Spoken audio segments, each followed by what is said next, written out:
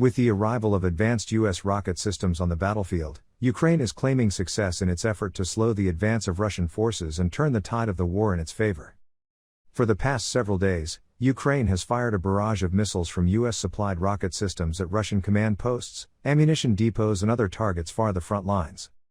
The U.S. has sent 8 high-mobility artillery rocket systems, known as HIMARS, to Ukraine with 4 more on their way. The United Kingdom, Germany and Norway are expected to send 9 more similar rocket systems. The HIMARS are mobile systems that shoot guided missiles with a range of about 50 miles. The shipment of these advanced weapons angered the Kremlin and escalated tensions. Kyiv also says it is massing a million-strong fighting force to retake southern parts of Ukraine seized by Russian troops. Russia is now in control of a large swath of territory that extends from Kherson on the Black Sea to Mariupol on the Sea of Azov. Fighting continued on Wednesday in eastern Ukraine, with Russian forces making small advances in recent days in the region of Donetsk, one of 2 regions at the heart of the conflict. After 140 days of fighting, Russia has occupied about 20% of Ukraine.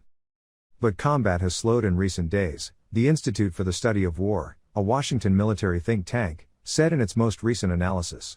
It said Russian forces were in a theater-wide operational pause as they regroup, rest, refit, and reconstitute and bombard critical areas to set conditions for future ground offensives, and conduct limited probing attacks. Civilian deaths caused by both sides continue to mount. On Saturday night, Russia was accused of shelling a 5-story apartment building in Chasiv Yar, a town of some 12,000 people in the middle of fighting over the Donetsk region. By Wednesday, 47 bodies had been pulled from the rubble, according to Ukrainian officials. Ukraine was accused of launching HIMARS missiles that killed at least 7 people and wounded about 90 others in Novokakhovka, a city of 45,000 people in the southern region of Kherson under the control of Russia. Regional military officials said the attack destroyed 65 houses, 3 factories and more than 200 stores. Ukraine said it was targeting an ammunition depot there. The deployment of the HIMARS is raising Ukraine's confidence.